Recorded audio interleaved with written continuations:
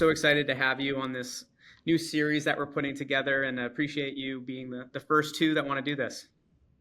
Thanks for having us. Absolutely. Let's dig right in. I'm going to start by um, kind of going into some personal background. We'll start with you, Dena, and then we'll kick it over to Jay. So before we dive into Truvian, I'd love to hear like what early experiences or influences in your life led you to the healthcare and diagnostic space. Yeah, thanks for the question. Actually, my journey in diagnostics began as a supporter for my grandmother, my late grandmother. So when I was in college, she was diagnosed with melanoma, and they removed the melanoma. It was in her ankle. And doctors told us we got a lot of margin. We think we got everything. And there is a small chance that it could come back.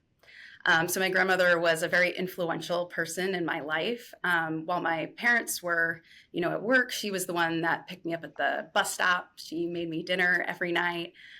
She taught me how to play rummy and crafts and all of those things. So she was a very important person in my life. And when I went to grad school, the first year of grad school, my mom called me and said that my grandmother had collapsed, and they brought her to the hospital.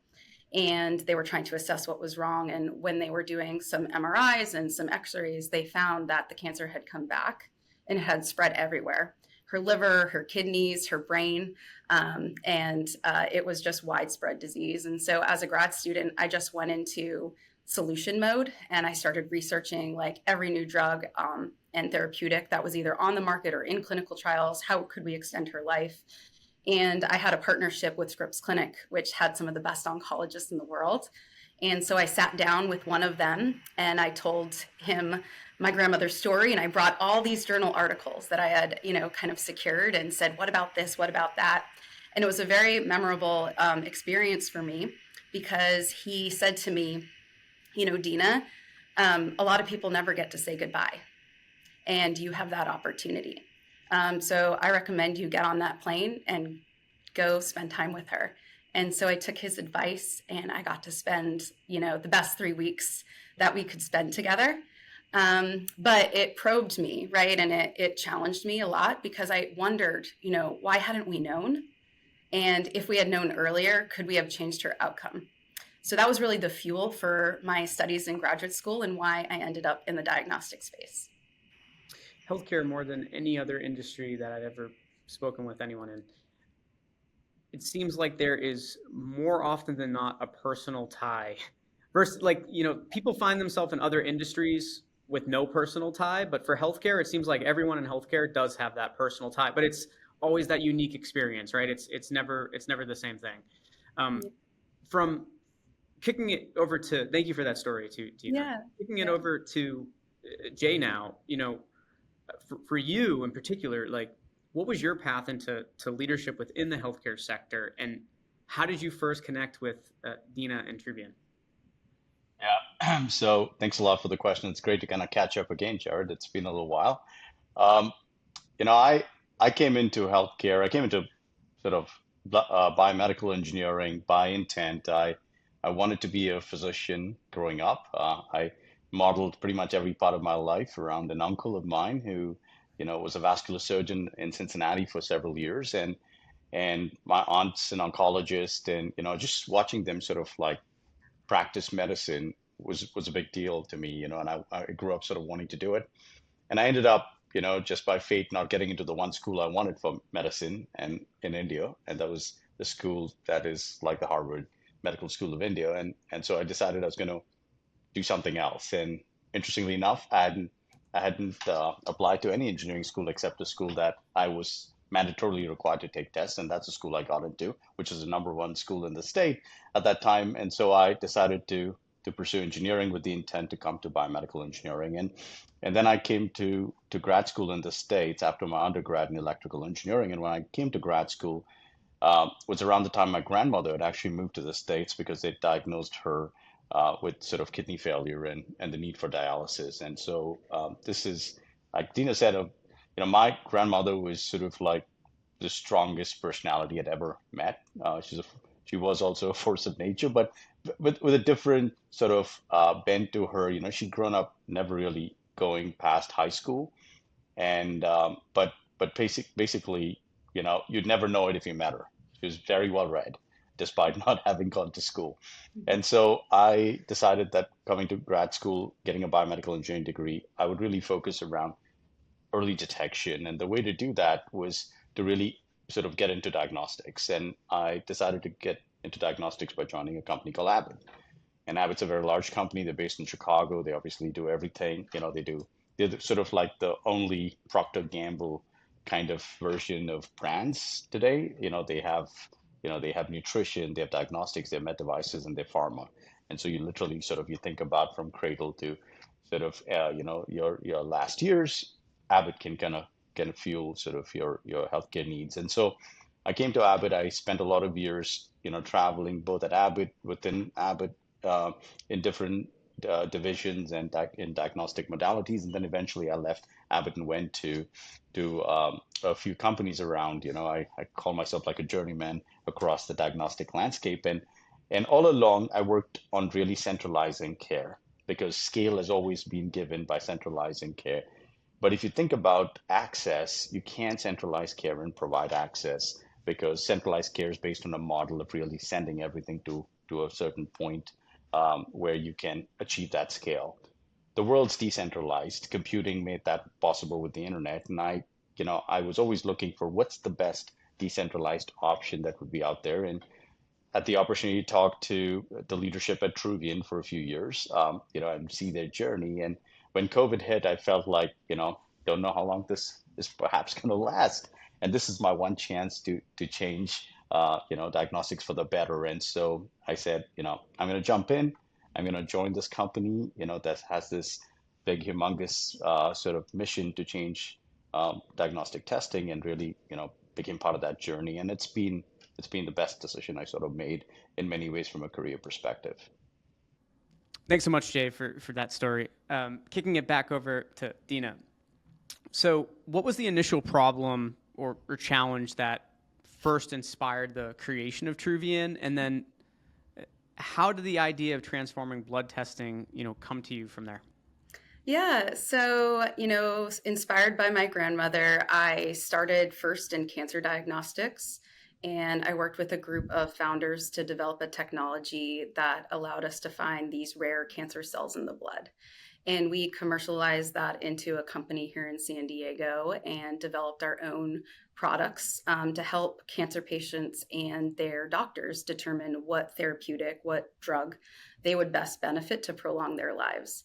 And while I was there, I worked on that technology for about 10 years. And while I was there, we got so many anecdotes from patients that we were helping and their doctors. But the one piece of feedback that we got time and time again was, we want to be able to get these results sooner. And it was hard because these patients are going through a lot, right, with their cancer journey, and they want to get their results as quick as possible so that they can, change the outcome. And so that piqued my interest in distributed diagnostics. And I was really interested in, working with a team to develop a product that would sit closer to the patient and closer to the doctor so that those conversations could happen in real time. And so after the launch of one of our tests at Epic, the liquid biopsy company, I was talking to one of the earlier investors in that company. And she said that she was just approached by a couple of tech entrepreneurs here in San Diego from EcoATM, my co-founders, Mark Bohl and Peter Von Ruin.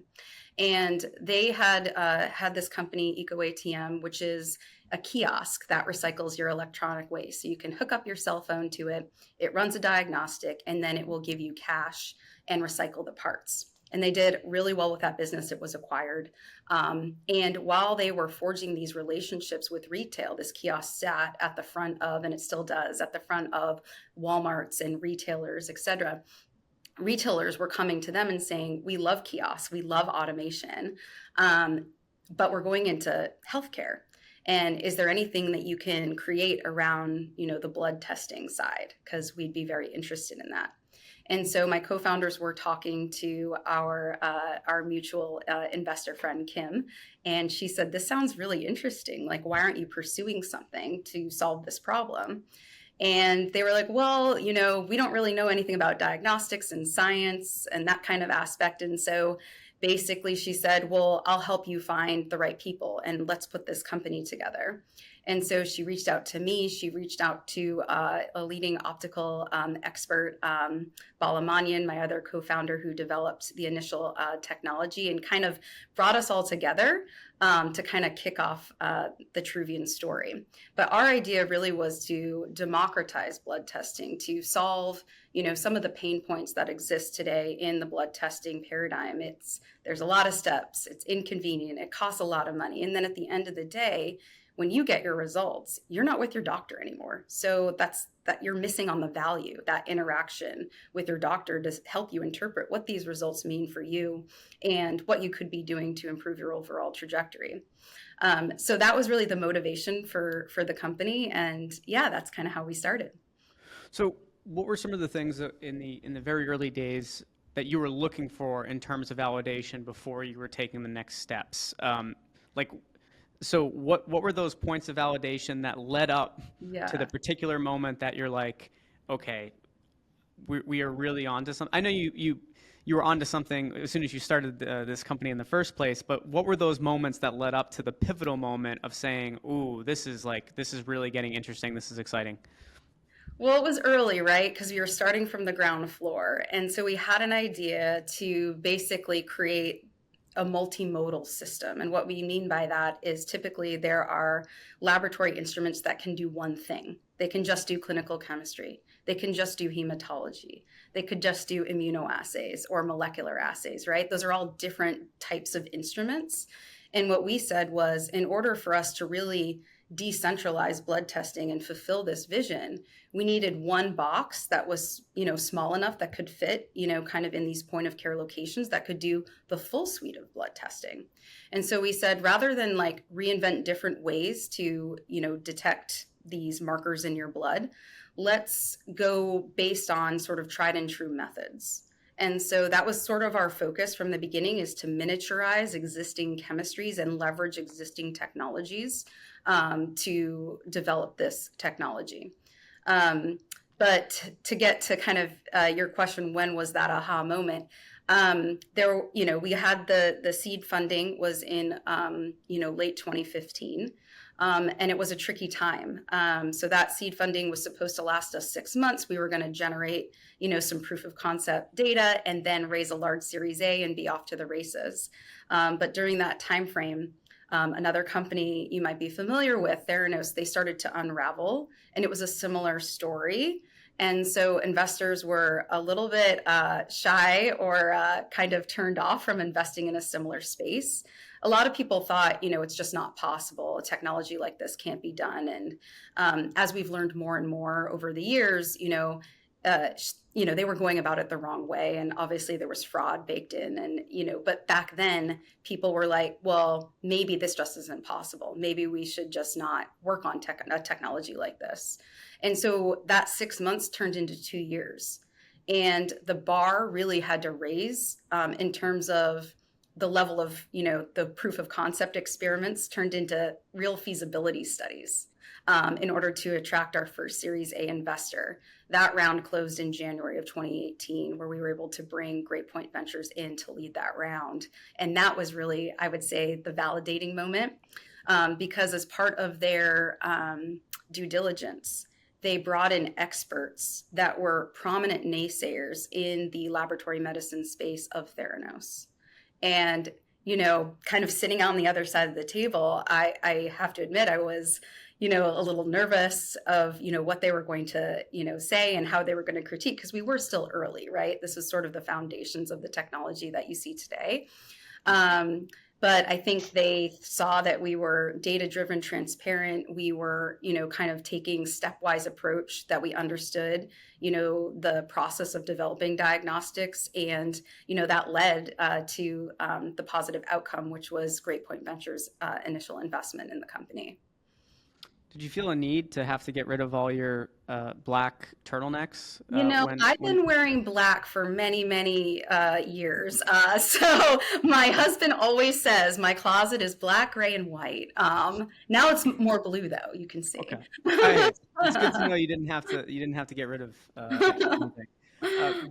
One more question for Dena J, and then I'm going to kick it over to your first thoughts when you first joined the company. So, Dena, like, what were some of the biggest challenges though early on when trying to bring this to life? I know you talked about some of the validating moments, but were Yeah. there any and in particular, were there any early failures that made you even Oh, rethink your approach? oh gosh, we have had so many failures along the way. And that's what I've learned, being an entrepreneur, being in startups.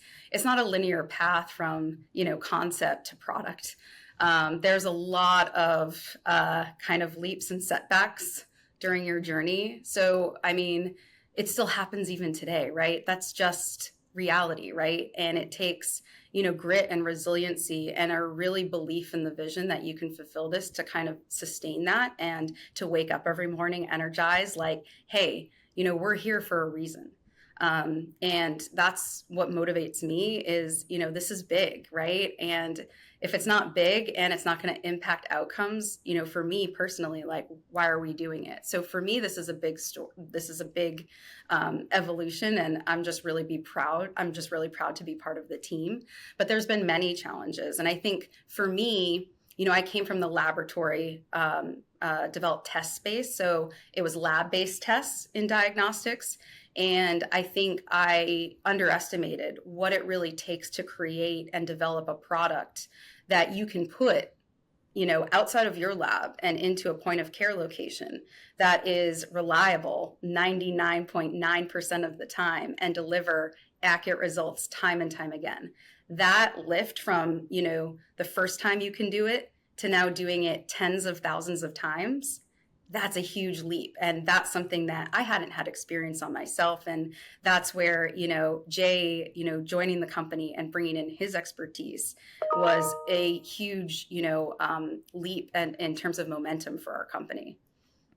What a good lead in, because this is my next question for Jay is, what did the company look like when you first joined? And, you hit on kind of some of this in the early parts of the conversation, but what attracted you initially to the vision, and what did you think you could bring to the company to get it to the next level, especially in those early days? So kind of three parts, take them however you like. Absolutely. So Jared, when I came to the company, what was interesting about it was this was a company that had a unique way to deliver a value prop for a workflow that's broken today. Centralized blood testing is just broken. And it impacts everyone because of the way it's constructed. It makes access and it makes sort of like the availability of data in a timely manner impossible. So, so when I came to the company, I was thinking, well, hey, and today we call it I call it our mantra, and it's on t-shirts we wear today. But when I came to the company, the way I sort of looked at it was this company has the ability to provide blood testing to anybody and sort of anywhere. And now we say we provide blood testing to anyone, anywhere, right? And that's very attractive when you sort of just think about, what you could do if you have a platform such as ours at the end of every street in every part of the world, right? In that scenario, people do have the ability to walk in and see their blood results, their diagnostic results available near real time, and have an interaction with physicians, as Dina mentioned. But when I first came to the company, right, and this is like, you know, this is sort of like that's the vision, that's where you want to get to it, right? But when I first came to the company, I came to a group of some of the most smartest people I'd ever worked with, in the industry. But yet, a lot of them were new to actually building platforms, building diagnostic products, and putting it out there in the marketplace. So we were very early in 2021 when I arrived in terms of technology. We had proven feasibility, but as Dina said, it's one thing to be able to wake up and run, say, a 10 mile if you're prepping for a marathon, on day one, and it's one thing to do it every day in the week and then do some more in the weekend. That's pretty much been our journey over the last 3 years, where we've literally had to turn around how we think as a business. And it's been a renaissance of sorts for us as a company as well. We've morphed from a company where the belief was always about, we want to get there, but how do we get there, to a place where every person in the company believes we can get there and we're there today, right? But to get there, we had to start with the basics. How do you build rigor in the company? How do you build the foundations of data? We've always been a transparent company, for the longest time, but how do you build sort of the foundations of rigorous data, and how are you able to communicate those foundations in an industry where transparency was a key reason why people lost trust? We had to rebuild that trust, right? I mean, and it never helps when you walk in to any situation and talk about a blood testing platform these days, right? The first reference is to obviously a storied a past of Theranos. But Theranos did get one thing right, right? They had a vision. They had a vision to change how blood testing or testing in general can be provided to the world. That story is resonant to this day. What's incredible about that story is the timing is perfect for a company like ours, right? Because today, after COVID, there's greater, I would say, greater understanding, a greater acknowledgement by consumers of healthcare that they need access to this data quickly. They need to be able to do something with it, and then they want to be aware 24/7, right? We're all in the digital age, so everyone wants to be aware 24/7. So I think that's helped sort of like drive where the company needs to go. Where we're going is really focusing ourselves and doubling down, besides the rigor, is really building the foundations of being a diagnostic company that's going to be, over time, the largest diagnostic company in the world, in my opinion, in my humble opinion, though. But it's because if you think about the scale at which we can deliver diagnostics, we could deliver diagnostics at the scale of 6-7 billion people on the planet over time, right? And that scale is possible because you can put this little device, and it'll only get smaller over time, right from a pharmacy, a clinic, all the way to your house, and then eventually perhaps to something you can wear over time. And it's bringing those technologies together and building that corridor has been the most interesting thing. It's never been easy. This anyone who really is scared to sort of be in a difficult industry, this isn't for the faint-hearted. Diagnostics isn't. But what Dena said was absolutely resonant, right? Is that the applicability and building the ability to do it every day and deliver that quality and deliver that reliability is a clear barrier to entry, in my opinion, that Truvian's built, because it's hard to do it. Many people can build the vision we did 5 years ago. Very few people can get to where we have gotten today. And it doesn't mean you can't get to it. We love competition, but it's hard to do it. And that's the acknowledgement the industry obviously knows and understands when they look at us versus they look at people around us today. It's funny, Jay, how you mentioned, just talking about how devices get smaller and smaller. I was reading an old kind of Steve Jobs story when they were first putting together, I think it was either the iPhone or one of the initial iPods, and he wanted to make it smaller, and the designer, everyone's like, we can't. So he put it in water, and bubbles came out, and he goes, you can. There's air in there. That's just that's just the funny stories like that. I'm sure there's a lot more of those out there, but it is crazy. Like even when we see for instance, the AI chips now, right? It just, we keep getting smaller and smaller and smaller. I have now my 6 terabyte solid state portable drive that I have that's like this big now. Remember those used to be Yes. huge before, yeah. Right. We have some Truvian stories that kind of relate to that. So one example, Jared, to kind of riff off that, is that the first time we put our full panel together, it was 90 minutes. And we were super stoked, because the performance, it looked great, but it was 90 minutes. And, Jay comes into the room and is just like, I'm happy for you guys, but you got to get that down. And so the next iteration, after working months and months, this team, who is exceptional, by the way, they got it down to 44 minutes. And we were like, okay, now that is something that we're going to be proud of. And here comes Jay again, under 30. So yeah, we've experienced that ourselves here. mean, that's the beauty of startups though, where you're like able to always continue looking at something. Like that's why it's awesome to celebrate a win, but like when you hit that 90 minutes, like that was a win It was. for for a second, right? Until it's like, but it can go Exactly. faster than that. It's there's some scene from a movie. It someone just keeps saying, not good enough, not good enough, not good enough, right? And they have to keep going and going and going. But it's like those conversations and those prompts, right, that like get us to start. Um, it can always be faster. There's obviously trade-offs, right? But it's nice to always have someone in your corner, which probably switches around, right? Hmm. Of, we can go faster. This can happen. You need to have those conversations to truly move forward. Um, Going back to, we'll kick it. This can be either of you, or you both can share a story. I know, Dina, you kind of already shared like a pivotal moment in a way earlier, but early on, um, you know, I guess we'll kick it back over to Jay real quick. Since you've joined, right? What's one major turning point, whether it was product breakthrough, a funding round, a major partnership that you specifically want to point towards? Yeah, so for years we had been building, product and really focused on, making our hardware be perfect.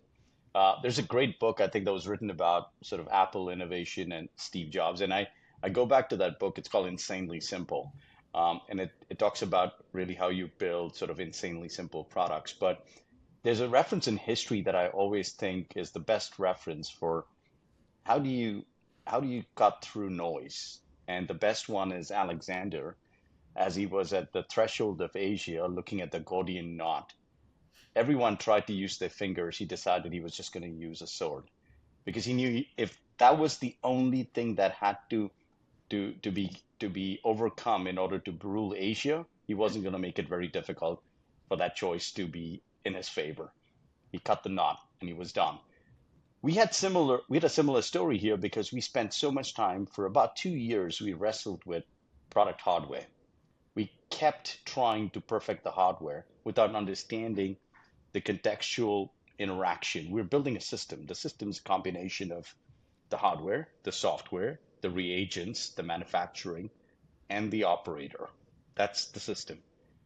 We got so sort of caught in trying to perfect the hardware, we never focused on the rest of the system, and we believed that the interplay of the rest of the system would solve it. So one of the first things that Dina and I agreed to, and we've had a great partnership here. So 9/10 of the time, Dina, more than 9/10, maybe 10, 11/10 the time, Dina would outwork everybody in the building, and then some more when she's got some spare time. But this is what we did. We said we're gonna agree and align on making sure that we basically say no more hardware changes. And that was one of the most pivotal things we did because once we said no more hardware changes and we said we'll simplify some of the architecture we have and make it like we were trying to seek a perfect product. There is no perfect product. Not even the iPhone's perfect or the iPod or whatever else has been built to this day. So we decided we're going to try to build a product that would survive time. And the way to do that is build a product that's extensible, but a product that's also, able to deliver the value prop we started off to deliver. The moment we simplified the product and its architecture, we were able to bring on more of the reagent work on, scale our manufacturing appropriately, bring more operators on, drive reliability, drive performance. And we went to this rather iterative way where we learned from what we had just done to improve what needed to be improved just to achieve the next milestone. But that iterative thing was only possible because we had a base platform that we said we would not touch. Because if we had kept tinkering, this would be trying to build on an iPhone the next iOS, but constantly refining every aspect of the operating system. Then you never get done. And so it's just making that happen and then generating the data at scale allowed us to find more things than we would have normally found. Well, this is a template for people who would, obviously be in our industry and would want to compete with us. What it required was immense discipline. Discipline at the top, discipline within our teams, and discipline within every person who was going to work together in alignment. And so we changed culture. Culture was very important, Jared, in this process. And the reason I don't want to build, I want to kind of talk about that a little bit is our culture drastically changed about 2.5 years ago. We went from a culture where it was only the leaders making decision or specific leaders making decisions to really, listening to everybody. Leaders still had to make the final decision, had to own the decision, but we tried to make sure we got collaborative so that we could actually bubble every issue. Because when you're doing it at scale, things can fall through the cracks. So you can be as good as your weakest link. And so we had to be sort of, we had to be raising the organization to the same bar that we wanted to hold each and every one of us to. And so just doing that changed the nature of the business. And today we're a business where I think, we're closer than ever to delivering on our mission. And we couldn't have done it without the team and without how we went about doing it. And it's a beautiful machine, if I do say so myself. Like, we talk about Apple, right? And Apple is known for its product design beauty, right? Um, you don't really see that in your space, though. Like, we talk about, obviously functionality is still the most important thing, right? Because we need to be accurate, but why can't we also have a beautiful design too? So kudos to you and your team for also making it look nice. One more question for Jay, and then we'll kick it back over to Dena, because you were already hitting on this a little bit, Jay. So as the company grew, right, and you became CEO, so what were some of the hurdles in scaling the operations, but still while keeping innovation going? You kind of hit on it in terms of everyone starting to contribute even more, right? Not just maybe a select few, but was there a moment where you felt the weight of the company's like growing potential, where you're like, okay, this is really ramping up? Or even more, if it's possible, I'm even more excited now than when I first joined. Oh, no, absolutely. So when I first joined, we would be very content as a company if we could test each team could test their own favorite assay and show performance. And our chemists were at one point, manually sort of putting sample onto to our consumables and using a process to stabilize our consumables and so on, and really have it used on our product. But the moment we were able to say, lock the hardware, generate start focusing on the assays and really build out our panels and then keep reducing time on it, we scaled our business and the ability to test. So it's one thing when you're testing a panel that takes an hour and a half, 90 minutes, to a panel that takes 45 minutes, to a panel that takes 30 minutes. And in some cases, when you're testing that across, 10, 20, 30, 40, 50, 60 units, and now we're at 100 units plus, you create this momentum of data that inundates the operations. So when I say it inundates the operations, I don't mean it in terms of us generating data in the R&D piece. Your procurement, your procurement's work team is working round the clock. Your supply chain team is wondering where they're going to find the next set of suppliers to really scale the business, and if our current suppliers could provide it. Our manufacturing and ops teams have to scale their training, there's automation, and their capabilities faster. Very soon you become this sort of like you have this flywheel effect in your business. And we saw that happen as soon as we hit about the middle of 2023. From that point on, until the middle of 2023, I would say, and Dina can surely chime in at some point, is, we were always cautious about how we spoke about ourselves. We were very deliberate in our words because we wanted to make sure we would deliver the value prop that we had set out to deliver. Over time, you'll notice a confidence in how we talk about the business. We talk about the business because we believe the business is there now. And that's taken us being humble about the fact that the business itself is a tough business to be in. There's precedents that's not helping us, and our integrity, our ability to act like a company that delivers with that integrity in every part of what we do is foundational. But now that we've been able to keep that culture, that commitment, that capability and performance going, since 2023, I would say we've seen sort of an increase in momentum about the company. Obviously, the company's noticed about how the investors look at us, how other stakeholders look at us, and how honestly our team looks at themselves, right? So there's winning teams, have this interesting culture, right? And the culture comes from winning, right? Is that there's a little bit of pep, and there's a little bit of sort of like an upbeat nature to their stride, and I see it in the team day in and day out. And this is the same team I've watched over 3.5 years, right? We're going through the toughest of times, doing the most hard work we have to do, but not nobody shirks at it, right? And everybody's committed, everybody wants to do it. And at times when I'm like, that seems a little tough, they're almost like, stand by, buddy, we got it, right? And that is a complete change in culture, and that's been possible due to the leadership of Dena and many other leaders we have in the company as well. Kicking it back to Dena now, you know, I would love to talk more about you've both have hit upon parts of this um, as we kind of head to the last part of this conversation. How do you, Dena, how do you approach innovation at Truvian? And then what drives the development of either new products or solutions in such a challenging space? It doesn't have necessarily new, but like anything new related to what you're building. Yeah, so I mean, today we're really laser focused on getting this product through the FDA and out into the marketplace. That's priority number one. And so sometimes that means, that we have to park some of these next generation discussions, new panels, making it smaller, faster, new capabilities, new integrations.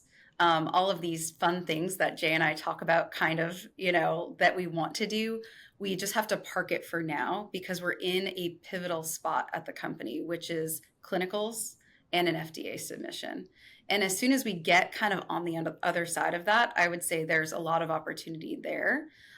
We've organized our team to be kind of multi-capable across different aspects of the business.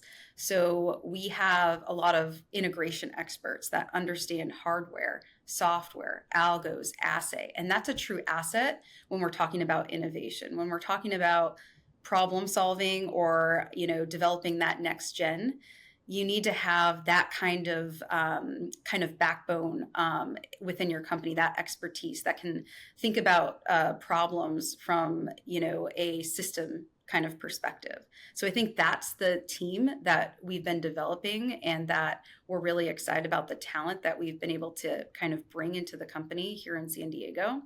But it's kind of that balance, because now we're in the laser focus zone of realizing the first product. And then, we've got a lot of fun things that are going to come as a result downstream. Quick follow on to something you said. You said there's certain parts, right? Like, because this is the thing, right? In building these companies, there's so many. You have to block out all the fun additional thoughts that are popping into your head, right? Of oh, this would be so cool to also do this, right? Because you have to be laser focused. Mm-hmm.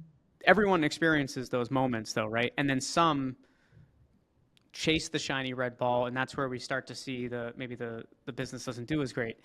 Yeah. What do you do though? You said park. Because I think what happens to those so you park them. Yep. Is there any exploration, or is it do you put it in a note somewhere? Do you two have a crazy ideas board where there's something? We do. We have a parking lot, okay. And I wouldn't say that they're parked discussions forever. We're talking about them continually, and we always have things in the works, but we have to be very careful about how we talk about that, with our team, because we need our team to be sort of laser focused as well. But there's always that I want to call it the 1%. We all have just 1% in our time that we can spend on something else. And so we have a lot of employees that take that 1% and are working on that next thing. But yeah, Jay and I we have whiteboards, and we have, okay, that's a next week thing. That's a next month thing. But you have to get it out. You have to talk about it. Otherwise, it'll just kind of persist. So we have all of those discussions kind of on a daily basis. Is that a fair characterization, Jay? Absolutely. There's sometimes I get overeager. I want to do something, and I get reminded that that something's going to have to wait. And there and but the important thing here is, as Dina said, it's about how do you prioritize and what do you prioritize, right? Because some things naturally fall in our sort of journey to having an FDA approved product. And those are things we have to do. Those are big initiatives, small initiatives. We've got to do them. But then there are other things, which is, what does the future look like beyond the device, beyond the data we're going to build as a company tomorrow? Those things we're going to have to find a way to actually fuel it, but obviously watch it. So we're always, think of us as a car that's always idling in the parking lot. It's never turned off, right? And it's never going to get turned off, because it's going to have to run. It's going to have to get off at, like, 100 miles an hour at some point shortly when we're done with Gen 1. Yeah, if you turn it off, does it start up again, right? That's why you have to keep it running. Exactly. You have to keep going. Exactly. This is for you both. What excites you about the future of Truvian? And is there any particular either milestone or or anything related to the company that you can share today that you're particularly excited about? So maybe we'll kick it, Jay, and then Dina, final thoughts. Yeah. Look, I think the future of Truvian as a company is going to evolve over time. I think we started off as a company that has to get its fundamentals right. We're a diagnostic company. Our diagnostic platform's got to work. It's got to deliver on that value prop. We've set ourselves on the journey to get there. Our clinical trials and the next stages of sort of the work we're doing is going to validate that. But the phase after that's going to be about orchestrating a network around us that will really drive, what I believe is the biggest value for us, our shareholders, our constituents, that include patients, providers, payers, and so on. And that is around information, right? And for us, I think information around healthcare, it's very, there's a sanctity around healthcare information and the rights around it, and we want to preserve that sanctity, but we want to be able to deliver value around what we've just collected. We have the ability to create the world's cleanest longitudinal baseline of healthcare data, primary, or basically routine blood testing data. We want to be able to turn that around into something of value that payers, providers, patients, and all of us can kind of, sort of benefit from, so that we're able to address and bend the cost of healthcare, but also really make healthcare more proactive. I mean, make it more like, you never count how much oxygen you breathe every day, right? Why you never have to, right? You just do it. And I think healthcare needs to get that common in our DNA, that we just do it, and we don't react to it any differently than we would react to other things in our life, right? And to get there, we're going to have to build, make us all informed consumers of care. So that'll be the focus for that. In terms of milestones, I think our focus is we want to complete our clinical trials and be able to submit to the FDA. We've not changed our perspective on it, so it'll be later this year, early next year is how we've targeted it. So in the Q1 timeframe, and really be able to commercialize both outside the United States and be able to come into the United States with regulatory approvals. And that will be true even outside the United States, where we seek out regulatory approvals on a locale by locale basis. There's a lot of excitement, as we shared in our press release about partnerships like the one with Shoppers, and we want to be able to leverage those partnerships to really bring this product and deliver on that vision, being near patient. So that's the near-term milestones. There's a lot of those idling parking lot ones that we'll talk about, in the next few months, that are even more exciting, but they're all going to be about value. Yeah. Exactly. Sorry, Dina, I'll hand it over No, to that you. was good. I think you said it perfectly. I think the only other thing I'll add is one recent milestone that we just accomplished, which I think is a first in this industry, is we had an independent evaluate the performance of our product and present on their experience using the product, the reliability of the product, as well as the performance of the product. And they were able to show that our product performs similarly to the central lab in their own hands. And so I think that That's never happened for a multimodal instrument and independent evaluation. And so that is kind of that milestone that we've just recently accomplished as a team that we're very, very proud of as we kind of head into clinicals. So that's an exciting one for us and for the fields.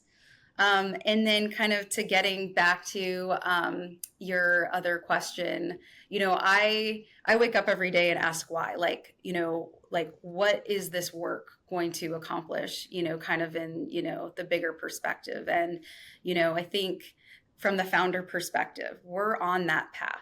Like, we started this company to develop a product that would allow us to detect, to manage, and to prevent chronic disease and extend lives and outcomes and improve outcomes. And I think we're on that path. And, I just feel so fortunate to be part of this story, part of this team, and in this great kind of partnership with Jay. It's been kind of a wonderful kind of 3 years and 9 years total, but 3 years have been really revolutionary for the company.